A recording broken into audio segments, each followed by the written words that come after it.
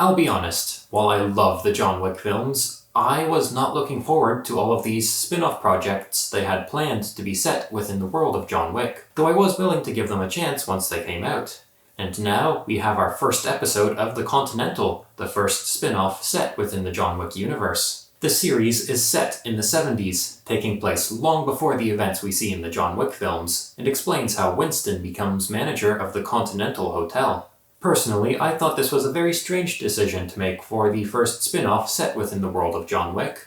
I mean, does anyone really care how Winston became manager of the hotel? I know that wasn't something I ever needed to know, but it's here anyways. So how is the first episode of The Continental? Well, this series lured me in with its attachment to the John Wick universe. I was hoping it would be able to stand on its own and not have to rely on the John Wick name to keep me watching. Unfortunately, based on the first episode, that doesn't seem to be the case, as I found this first look into the larger world of the John Wick universe to be rather disappointing. The series follows Winston, who, at this point in his life, is living in Europe and cheating millionaires out of their money, until he is abducted by the New York Continental. He is brought to Mel Gibson's character Cormac, who is the current manager of the Continental Hotel, and is told to track down his estranged brother Frankie, who stole something very valuable to the hotel. My greatest issue with this series is that it fails to create an emotional anchor to get the audience invested. Instead, it uses this world and characters thinking that it will be enough to keep the audience entertained, but it never puts in the time or effort to actually develop the characters and make us care about them. Instead, it just sort of tells us everything about their backstory, but we don't really see what their lives are like. And then there's things that are hinted at that are probably going to be explained later on with flashbacks, but where this episode ends, it feels like it's already too little too late for that. I was hoping that this episode would manage to get me invested without having to use the John Wick name. However, it feels like this series is going to lean on that crutch as much as it can, hoping it will be enough to sustain the series, which is really disappointing coming from the first spin-off set in the John Wick universe. The characters are rather forgettable, and honestly, for something set within the John Wick universe that has such memorable characters who only get like a couple minutes of screen time, I'm surprised that even the main characters in this series fail to leave much of an impression. In fact, I can't even remember the names of some of the side characters in this first episode.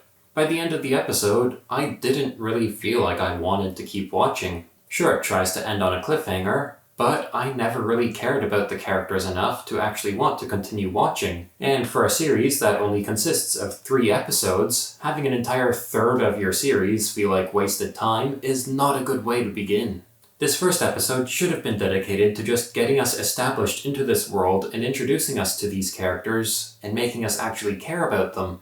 But instead, it tries to rush through the introductions, leaving these characters to be rather forgettable, and leaving this show in a position where I don't know if people are actually going to care about it.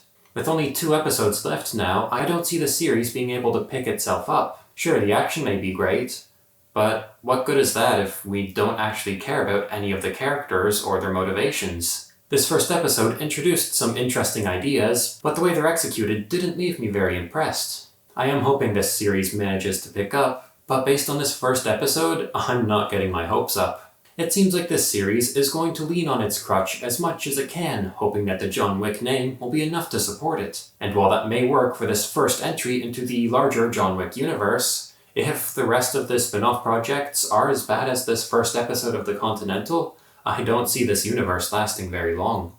But that about wraps up my thoughts on this first episode of The Continental. We'll just have to wait and see if the other 2 episodes can manage to pick up the slack. But what did you think about this first episode of The Continental? Are you looking forward to the rest of the series, or did you feel it left a lot to be desired?